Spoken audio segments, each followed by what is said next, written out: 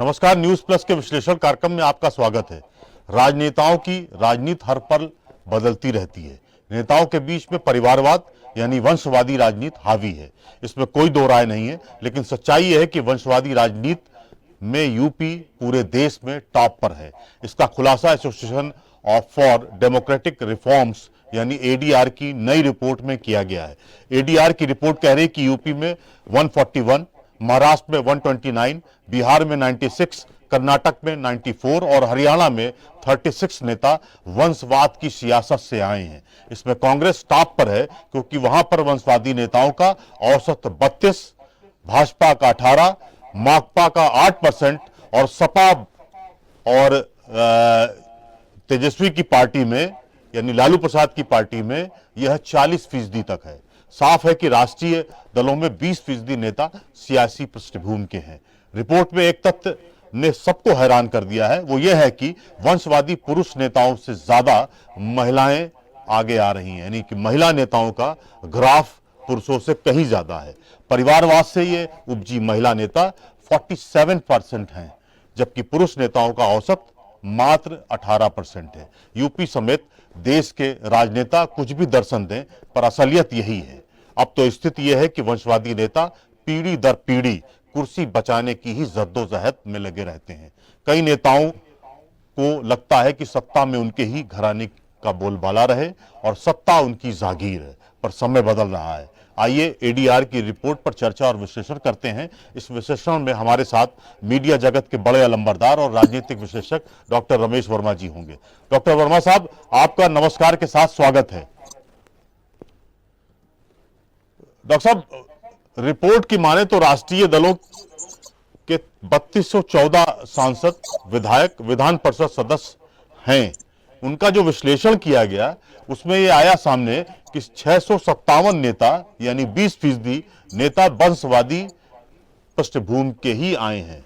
आपको क्या लगता है कि ये फिगर बहुत ज्यादा है? पिछले 20-25 सालों में ऐसा नहीं था, यानी सन 80 के बाद या 90 के बाद वंशवादी राजनीति का बोलबाला सर्वाधिक बढ़ा है। आपका क्या ख्याल है?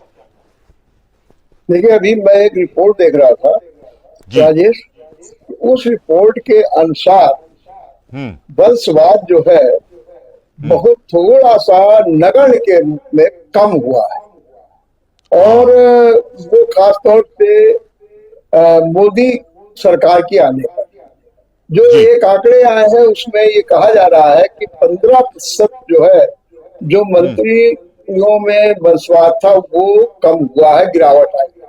इसी तरीके से पार्लियामेंट में भी गिरावट आई है, वो भी बहुत ही कम है।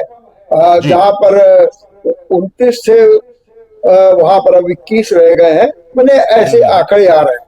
लेकिन ये ऐसा कोई उत्साहजनक नहीं है। सच बात तो ये है कि वंशवाद तेजी के साथ बढ़ रहा है और बड़ी खास तौर से जो क्षेत्रीय दल है उनमें बहुत तेजी के साथ बढ़ रहा है।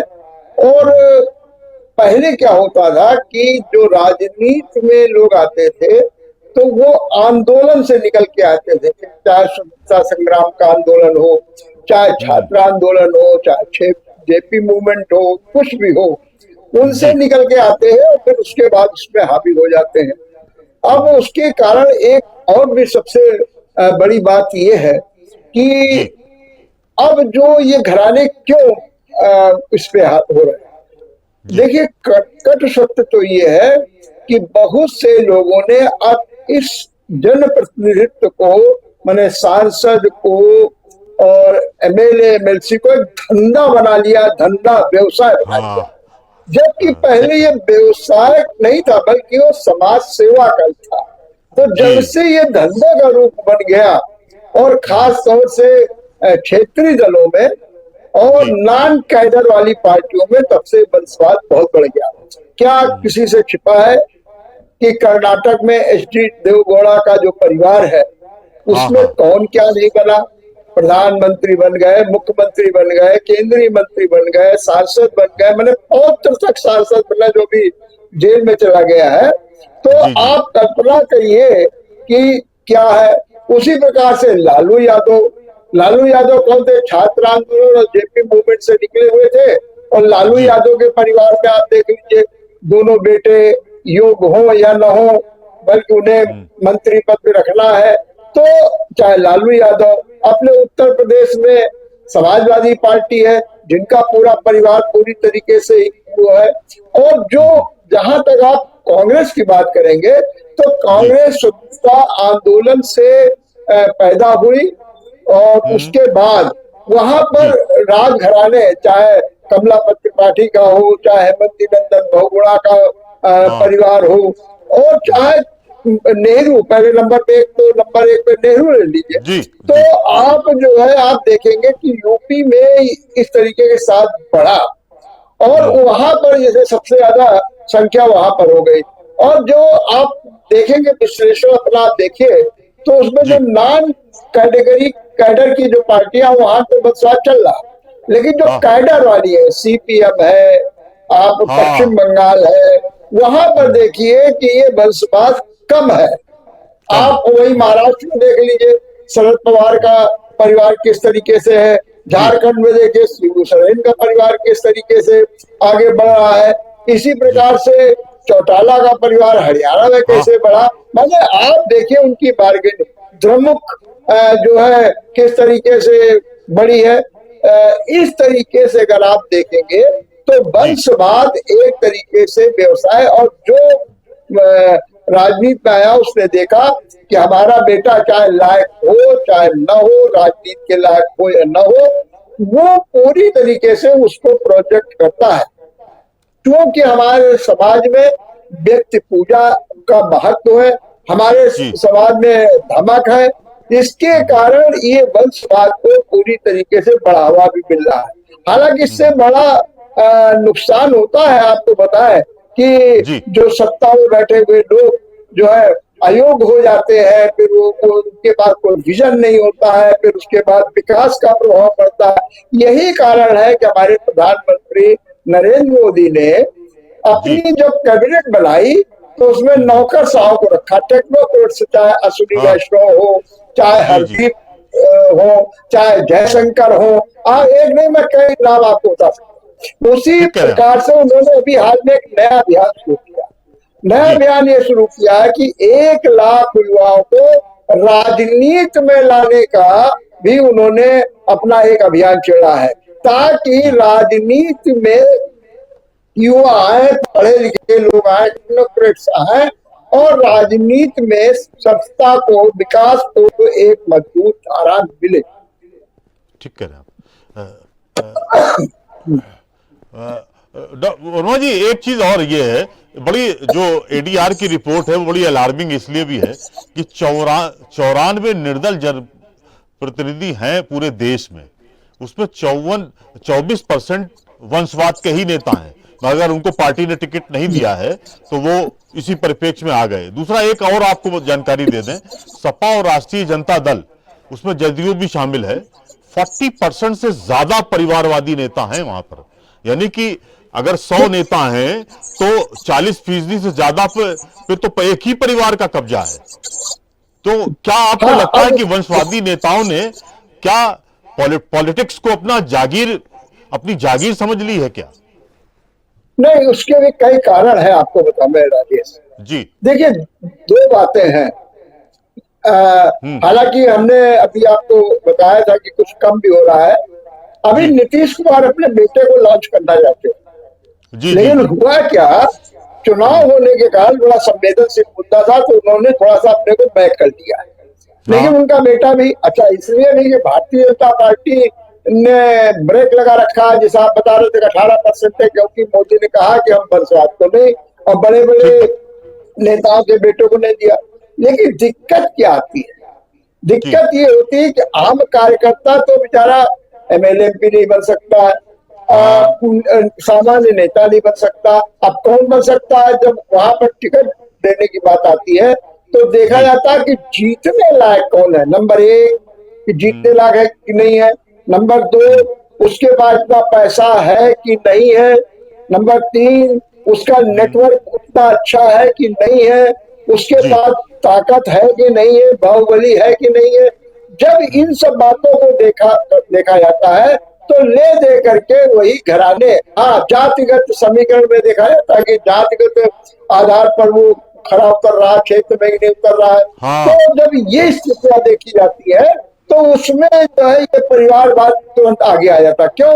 आम कार्यकर्ता की इतनी हैसियत नहीं होती कि इतना पैसा अनाप शनाप चुनाव में खर्च कर सके, उसके बाद इतनी ताकत नहीं होती है उसका। तो इसी का फायदा ये परिवार उठाते हैं, ये वंश उठाते हैं और अपने लोगों को वहां पर जो है प्रस्तुत कर देते हैं, और जिसे आप मजबूरी समझिए, सब कुछ समझिए। तो यही कारण है कि अब देखिए, वंशवाद की बात नहीं हुई, नहीं रखने की बात हुई भारतीय जनता पार्टी के सामने उम्मीदवारों का संकट उत्पन्न हो गया और जी उनको दूसरे दलों के लोगों को लेना पड़ा कि वो चाहे वो दागी हो, चाहे ईमानदार हो या न हो, लेकिन वो उनका अगर जनाधार है, उनके पास पैसा है, उनके पास ताकत है, तो उन्होंने उनको ले लिया और जिता दिया। तो एक ये भी समस्या है। लेकिन वहीं पर और जो वंशवाद में होता है तो वो चाहता है कि मेरा ही आगे विरासत हमारी को मिले। आज सोनिया गांधी यही चाहती है कि राहुल गांधी, नेहरू जी हाँ इंदिरा गांधी को चाहते थे, लालू यादव चाहते हैं हमारे तेजस्वी मुख्यमंत्री बन जाए पूरी तरीके से। वहीं दूसरी ओर चाहे इस शिबू सोरेन थे, वो हेमंत के लिए कर, माने कि आप देखिए सबकी एक ही लालसा। और आप देखिएगा कमोबेश अभी जरा चुनाव हो जाने थी, नीतीश जी कुमार भी अपने बेटे को दाखिल करेंगे और कोशिश करेंगे कि वो भी आगे चल के उनके ही सीट उसको भी मिल जाए। तो ये जो इतना बड़ा चल रहा है, और चाहे जीतन राम मांझी हो बिहार में, आप किसका किसका हम नाम लेकर के बता दें कि ये सब चाहते हैं कि किसी तरीके से मेरा वंश फले। और चूंकि जो जी समीकरण होते हैं चुनावी, वो इन वंशवाद को फिट हो जाते हैं, इसलिए वो आगे बढ़ जाते हैं और आम कार्यकर्ता और आम नेता मुंह ताकता रह जाते हैं। ठीक बात है। वर्मा जी, जिस तरह से बातें परिवारवाद वंशवाद की हो रही हैं और ये परिवारवादी नेता जब से नेपाल की घटना हुई थोड़ा सबक दिखाने की बात कर रहे हैं कि हिंदुस्तान में इस तरह की बातें होंगी, लेकिन उन्हें ये नहीं भूलना चाहिए कि नेपाल में वंशवादी और परिवारवादी जो राजनीति थी उसे रौंद दिया गया है। वहां के युवाओं ने रौंद दिया, उनके भ्रष्टाचार, उनका वैभव, जिस तरह से नेपो किड था, उन्हीं के बच्चे सरसब्ज हो रहे थे, उन्हीं का परिवार सरसब्ज हो रहा था। तो वो ये भूल रहे हैं वो नेता, वंशवादी नेता, कि वो पुनरावृत्ति हिंदुस्तान में भी होगी। लेकिन उन्हें ये मालूम होना चाहिए कि नेपाल में ऐसे ही परिवारवादी राजनेताओं का को तोड़ ताड़ के बिल्कुल किनारे कर दिया गया, उन्हें भागना पड़ा है देश से। मुझे लगता है शायद उन्हें सद्बुद्धि आएगी अब। ठीक है जी बिल्कुल आपने ठीक कहा कि नेपाल में ये बात चली, लेकिन नेपाल में जो सबसे बड़ी बात चल रही थी जी वो था भ्रष्टाचार। हाँ वहां पर वंशवाद उतना नहीं था, वहां था भ्रष्टाचार। और वहां जी हो क्या रहा था कि बड़े नेताओं का, मंत्रियों का बेटा तो ऐश कर रहा था, मौज उड़ा रहा था, सोशल मीडिया में डाल रहा था, वो अच्छे अच्छे आरामदायक सुख सुविधा संपन्न, साधन संपन्न पढ़ाई कर रहा था, सब कुछ कर रहा था, लेकिन आम आदमी को उसका लाभ नहीं मिल पा रहा है। तो ये जो वहां पर जो वंशवाद था वो दूसरे प्रकार का वंशवाद है, जी वंशवाद। लेकिन वहां पर भ्रष्टाचार सबसे ज्यादा। तो वो जो आम जो आदमी था वो देख रहा था कि हम तो जहाँ के तहाँ खड़े हैं, और वो हमारी जगह पर जो ये इनके बेटे हैं, मंत्रियों के बेटे हैं, प्रधानमंत्री के बेटे हैं, सांसदों के बेटे हैं, वो सब मौज उड़ा रहे हैं। वो एक आक्रोश फूटा। तो वो वंशवाद और अपने यहाँ का वंशवाद, दोनों में थोड़ा सा अंतर है, लेकिन वहां पर करप्शन नंबर 1 पर था। इसीलिए आपने देखा होगा कि जो नई सरकार आ रही है वो एक आयोग बना करके वहां पर जो करप्शन कैसे मिटे, नेताओं के पास जो संपत्ति ज्यादा हुई है तो उसका कैसे निराकरण, कैसे कार्रवाई की जाए। क्योंकि सुशीला कार्की ने जो अपनी शर्तें रखी थी उसमें एक शर्त ये भी थी। और आपको मालूम है कि अभी एक जो पूर्व प्रधानमंत्री हैं उनके घर में अभी भी सोना और नकदी की खोज की जा रही है कि वहां से मिले हैं। तो वो एक भ्रष्टाचार वहां पर नंबर 1 पर था। वंशवादी व्यवस्था जो थी वो पारिवारिक सुख सुविधा वाली ज्यादा थी। वो वंशवाद वहां नहीं था जो वंशवाद हमारे भारत में दिख रहा, ये है। वर्मा जी, लेकिन जैसे बिहार, यूपी, महाराष्ट्र, आंध्र प्रदेश, दिल्ली, इसमें कुछ है, कर्नाटक है, हरियाणा है, झारखंड है, तमिलनाडु है, इस तरह का तेलंगाना को भी ये रखा गया है। क्या आपको लगता नहीं कि यहां पर जो जिस तरह का वंशवाद है या वंशवादी पार्टियां हैं, वो भी तो सरसब्ज हैं, उनके पास भी तो अकूत धन है। एडीआर की रिपोर्ट में पहले ये बात बताई जा चुकी है। तो क्या आपको लगता नहीं है कि विद इन पार्टी भी तो करप्शन है? चाहे वो शरद पवार हो, शरद पवार जी की पार्टी में सारे नेताओं के पास अनाप शनाप धनराशि है, खूब ऐशो आराम है, कई कई गाड़ियां हैं, अरबों रुपए की संपत्ति है। कमोबेश यही स्थिति समाजवादी पार्टी और राष्ट्रीय जनता दल में भी है। कोई ऐसा तो है नहीं कि दूध का धुला है कोई? देखिए, उसमें राजेश, ये बात बिल्कुल आपकी सही है कि सबको मालूम है, लेकिन एक बात होता है ना, कहा जाता है हमाम में सभी एक से है, हाँ। ठीक है ना। तो अब सवाल केवल ये उठता है कि भ्रष्टाचार से लिप्त है, लेकिन हमारे यहाँ क्या होता है कि सत्ता चलाने के लिए जोड़ तोड़ जुगाड़ सब कुछ किया जाता है। क्या बीजेपी पर ये आरोप नहीं लगता है कि आप जिनको कल तक भ्रष्टाचारी कहते थे, जिनको बहुत तीखे आरोप लगते हैं, ठीक है, और आप उन्हीं को अपनी पार्टी में शामिल किए ले रहे हैं, और आप 24 घंटे पहले कहते हैं कि फला नेता के ऊपर 70,000 करोड़ का घोटाला है, उसे जेल। वहां के एक नेता कहते हैं तो चक्की पीसेगा, और चक्की पीसने के बाद उसको डिप्टी जो है सीएम बना दिया जाता है। तो ये है, सब कुछ है। और आपको हमें भी एक अन्ना हजारे से एक बातचीत की गई, तो अन्ना हजारे ने कहा मैं निराश तो नहीं हूं, लेकिन भ्रष्टाचार नहीं खत्म हुआ है। और उन्होंने एक बात भी कह दी, मतलब जो इंटरव्यू कर रहे थे उन्होंने ये कहा कि भ्रष्टाचार तो बहुत ज्यादा बढ़ गया है। बोले हाँ, वो अभी ऐसे ठीक नहीं होगा। ये मैंने कि ऐसा लगता है कि हमारे यहाँ जो भ्रष्टाचार है वो पूरी तरीके से सब नष्ट नष्ट में बस गया है, और उसका कोई अंकुर नहीं लग रहा। आज ही मैं देख रहा था सिद्धार्थ नगर में एक बिजली के जूनियर इंजीनियर 1.5 लाख का बिल माफ करने के लिए 1 लाख की मांग कर रहे हैं, और खुले आप सब वीडियो में आ रहा है। आपको क्या नहीं मालूम जनप्रतिनिधि किस तरीके से कमीशन की बात कर रहा है, लेकिन सवाल ये उठता है कि इस पर कौन अंकुश लगाएगा, कौन क्या करेगा, ये एक बहुत बड़ी बात है। तो उसका कारण सबसे बड़ा है कि हमारे यहाँ जो राजनीतिक तालमेल है सत्ता के लिए, वो जो है इस मुद्दे को पीछे कर देता। क्या नहीं नीतीश कुमार के बारे में कहा गया, बीजेपी ने कौन कौन से आरोप नहीं लगाए, और फिर उन्हें नीतीश के साथ में आप चले गए। तो ये सारी स्थितियां हैं।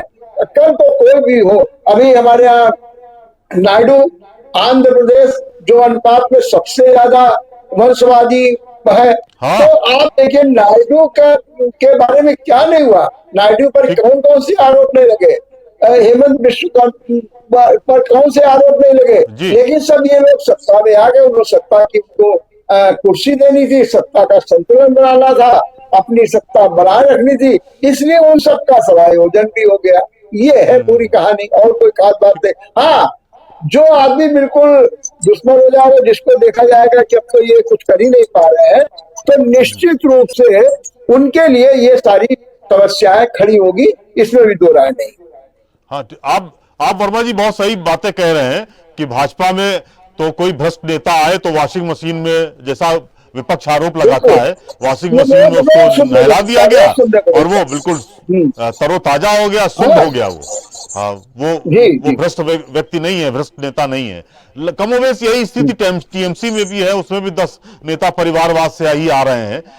आपको क्या लगता है कि जो यूपी, बिहार या आप कह लीजिए महाराष्ट्र या आंध्र प्रदेश, इसमें जिस तरह का वंशवाद चल रहा है, वो मुझे नहीं लगता है कि क्षेत्रीय दलों या क्षेत्रीय छत्रपों के कारण उसमें कोई कमी आ रही, जैसा आपने भी ये बात कही कि शुरुआत में ही कही कि उसमें कमी नहीं आ रही। आपको क्या लगता है आने वाले वक्त में ये और बढ़ने जा रहा है क्या? इसलिए बढ़ेगा कि राष्ट्रीय पार्टी में तो जो कैडर वाली पार्टी है उनमें तो ये चीज नहीं आएगी, जैसे कि आपने देखा होगा कि कम्युनिस्ट पार्टी का मात्र 8% है। जी तो ये सब कैडर वाली पार्टी, मैंने बताया कि बंगाल में सबसे कम है। लेकिन जी मेरा सीधा सीधा कहना ये है कि ये जो क्षेत्रवाद है, जो ये हाँ क्षेत्रीय नेता है, तो उनकी जी एक तरीके से वहां पर जमींदारी कहिए या उनका आधिपत्य कहिए या उनकी व्यक्ति पूजा कहिए या उनका इतना आधार है कि फिर वो अपनी मनमानी वहां पर कर रहे हैं। इसको तोड़ पाना मुश्किल है। इसीलिए वक्त बे वक्त ये आवाज उठने लगती है कि क्षेत्रीय दल जो है ये हमारी राष्ट्रीय एकता अखंडता में समुचित योगदान नहीं कर रहे हैं। ये भी बात सामने आती है और कभी कभी राष्ट्रीय दलों की ओर से इसको नकारने की भी बात आती है। इसीलिए जी एक प्रयास चलता है कि बीजेपी और कांग्रेस के बीच में ही पूरे देश में संघर्ष हो, ताकि ये जो क्षेत्रीय दल है, जो जिस तरीके से बार्गेनिंग इनकी पावर की हो जाती है। देखिए जी बार्गेनिंग पावर है, सत्ता में जो है आपके पास सीटें कम है, हम उनके साथ आकर के जुड़ गए, उनके पास आकर के उनके पास जुड़ गए। तो ये सारी स्थितियां, और ये कौन नहीं जानता कि एच डी देवगौड़ा कैसे प्राइम मिनिस्टर बने थे, किस तरीके की वहां पर स्थितियां उत्पन्न हो गई थी। तो कहाँ मुलायम सिंह बनने वाले थे, कैसे लालू यादव ने वीटो लगा जी रखा था। ये सारी परिस्थितियां हैं। तो चूंकि हमारे यहाँ डेमोक्रेसी है और संख्या बल है, तो इस संख्या बल का फायदा हमारे क्षेत्रीय दल उठाते हैं। और जब होता है तब जो है, अब यही तेलुगु देशम बहुत नाराज थी बीजेपी से, लेकिन हाँ वही जो है आज उनके साथ में खड़ी हुई है। ये है पोजिशन। आपको लगता नहीं है कि भाजपा ने भी अपने को अब बदल लिया है इसी वंशवादी राजनीति, या ऐसे ये कह लीजिए कि जो संस्थागत भ्रष्टाचार है उसको भी उन्होंने आत्मसात कर लिया या अपना लिया है? भाजपा भी कोई मतलब पहले जो अनुशासित पार्टी थी, एक उसका अपना कैडर था, एक उसका अपना लाइन ऑफ एक्शन था पॉलिटिक्स का, वो सब भटक गया है क्या? आपको लगता नहीं है क्या? आप उसको भटका हुआ तो नहीं कहेंगे, क्योंकि जी मोदी अभी भी प्रयासरत है कि वंशवाद खत्म हो। मोदी एक कैडरलेस पार्टी को भी बढ़ावा देना चाहते हैं, हालांकि है उनकी एक। और दूसरी बात यह है कि उनकी एक मजबूरी है, इसको कहते हैं ना, मजबूरी का नाम महात्मा गांधी हम लोग बोलते थे। जी तो ये जब मजबूरी है कि सत्ता का संतुलन कैसे बने, सत्ता में हम कैसे रहें, सत्ता का लाभ हमको कैसे मिले, इसलिए जो है एक मजबूरी हो रही है बीजेपी के सामने। अब जी बीजेपी इसको कहाँ तक, कब तक इसको दूर कर पाएगी, ये अभी तो थोड़ा सा वक्त बताएगा। लेकिन फिलहाल प्रयास जी जरूर हो रहे हैं, लेकिन वो प्रयास अभी नाकाफी हैं। ठीक बात है। वर्मा जी, क्या आपको लगता है कि मोदी के 11 साल के शासन के चलते इस वंशवाद की नकेल पर थोड़ा बहुत कहीं ना कहीं ब्रेक लगा है क्या? नहीं, कसी और गई तो है जगह नकेल में क्या? तो नहीं लगा है, उनका लग तो लगाता है कि उनका क्या है। लेकिन हाँ, उन्होंने कमोबेश अपने दल में तो लगा ही दिया, इसमें दो राय नहीं है। जी जिस तरीके से लोग आ रहे थे, अब आप देखिए, चाहे किसी का भी आप नाम ले लीजिए, वो सब आ रहे थे। और खास तौर से उदाहरण में हम लोग राजनाथ सिंह का ले लेते हैं कि किसी तरीके से पंकज को टिकट मिल गया, उसके बाद लेकिन उनको मंत्री पद नहीं मिला। उनके दूसरा बेटा अभी भी लाइन में है, उसको कहीं महत्व नहीं मिल पा रहा है। तो मोदी ने कहीं ना कहीं अपनी पार्टी में तो ब्रेक लगा दिया हाँ वंशवाद के लिए, इसमें दो राय नहीं है। जी लेकिन दूसरी पार्टी में उनकी चली, अब दूसरी पार्टी में आप कहीं भी चले आइए, चाहे कर्नाटक में, चाहे झारखंड में, चाहे बिहार में देख लीजिए। चाहे आप बिहार में तो आपको मालूम है कि 96 नेता इस समय है। अगर आप जी चाहे आंध्रा को देख लीजिए, चाहे तमिलनाडु को देख लीजिए, और चाहे आप और उड़ीसा में भी कमोबेश चला वही। तो अगर आप वो देखिए तो कुल मिला करके ये अपने अपने दल है। अब ये अपने दल की राजनीति कर रहे हैं, बीजेपी जी का उस पर कोई अंकुश तो है नहीं। हालांकि एक प्रयास उन्होंने शुरू किया, अभी जो एक विधेयक लाए हैं कि 30 दिनों तक जो कोई जेल में रहेगा तो उसकी हाँ स्वतः समाप्त हो जाएगा उसका पद। ये जो एक प्रयास किया है उन्होंने, और हमारा ख्याल वो इसी दिशा का प्रयास है, क्योंकि चाहे अपना दल हो, चाहे वहां पर स्टालिन द्रमुक के उनका मामला हो, चाहे कहीं तो सत्ता में बने रहते हैं, सुप्रीम कोर्ट को इस समय रोकना भी पड़ा। तो एक विधेयक जरूर लाए हैं, लेकिन ये विधेयक उस वंशवाद का पूरी तरीके से सफाया कर पाएगा, ये अभी लगता है मुश्किल। हाँ, लेकिन ये बात है कि ये धीरे धीरे कम जरूर हो रहा है। अब कम होने के कारण, अभी आपने एक बात और भी बताई थी कि महिलाओं को लोग ला रहे हैं। अब कारण क्या हो रहा है कि जहाँ देख रहे हैं बेटा हमारा सक्सेस दे पा रहा है, तो महिलाओं के प्रति एक महिलाओं की भी अच्छी धारणा होती है तो वोट है। और दूसरी चीजें, जब महिलाएं आ जाती है मैदान में, तो पर्दे से नियंत्रित करता है तो उनका पति ही पूरी तरीके से वही बागडोर संभाले रहता है, और वो राजनीति करती है और उनकी राजनीति का नियंत्रण पूरी तरीके से हो जाता है। मैं कहीं कहीं तो बेटा कहो बगावत कर जाए, कहो भाई बगावत कर जाए। क्या आपको नहीं मालूम है कि बंगाल में किस तरीके से मतभेद हुए ममता बनर्जी में, अभिषेक बनर्जी में? तो कहीं ना कहीं ये सब चलता है, लेकिन पत्नी को ना, और खासतौर से आप नगर निगम के चुनाव में या पंचायत के चुनाव को देखें कि अगर इस बार महिला का सीट है तो पत्नी को लड़ा दिया, नहीं तो खुद लड़ गए।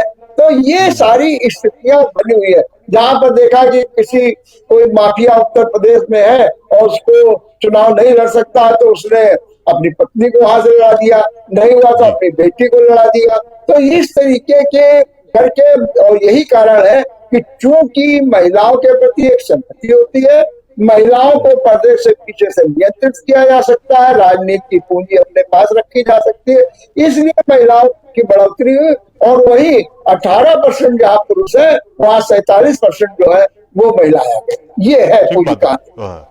अंतिम कमेंट आपसे चाह रहे थे, वंशवाद को बढ़ाने में क्या आपको लगता नहीं कि पब्लिक का भी बहुत बड़ा रोल है? वो जातिवादी राजनीति से बाहर नहीं आ पा रही है।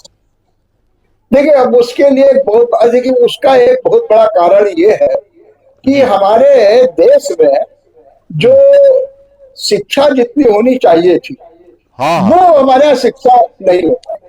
तो हमारा मदद। अब दूसरी चीज, जातिवादी व्यवस्था क्यों लागू, उसके पीछे आपको मालूम है, जब भी किसी व्यक्ति के ऊपर कोई संकट आता है तो वो सबसे पहले अपने जातिवादी नेता की शरण में जाता है, जातिवादी नेता की शरण में जाता है।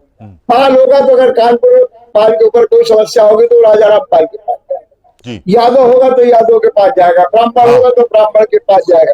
तो ये चूंकि जातिवादी, क्योंकि उसको ये दिख रहा है कि अगर हमारा कोई भला कर सकता है तो हमारा जातिवादी नेता ही कर सकता है और कोई नहीं कर सकता। चाहे वो इसी प्रकार से अनुप्रिया पटेल को देख लीजिए, किसी को भी आप देख लीजिए। तो कारण क्या, वंशवाद वहां भी देखिए, वहां से भी चल रहा। सवाल केवल ये उठता है कि जो ये परिस्थितियां पैदा हो गई है, अब क्या कारण है? केरल में उतना नहीं चल पाता है, क्योंकि वहां पर क्या है, 86, 87, 90% तक वहां पर साक्षरता है। हमारे यहाँ यूपी, बिहार इनमें नहीं है। तो हमारे यहाँ अभी वही जातिवादी मकर जाल बढ़ गया है, और शिक्षा का इतना, और एक कहते भी लोग हैं कि बहुत राजनीतिक दलों ने शिक्षा पर सबसे कम ध्यान दिया, सबसे कम बजट रखा। उसका कारण वो ये भी बताते हैं कि इसलिए वो करते आए हैं, चाहे कोई भी दल हो, कि ताकि जिस दिन ये मतदाता जागरूक हो गया, शिक्षित हो गया, तो उनकी बातों को कौन सुनेगा, उनके दुहावने नारों पर कौन विश्वास करेगा और कौन ही स्थितियां होंगी। ये कारण है पूरी तरीके से।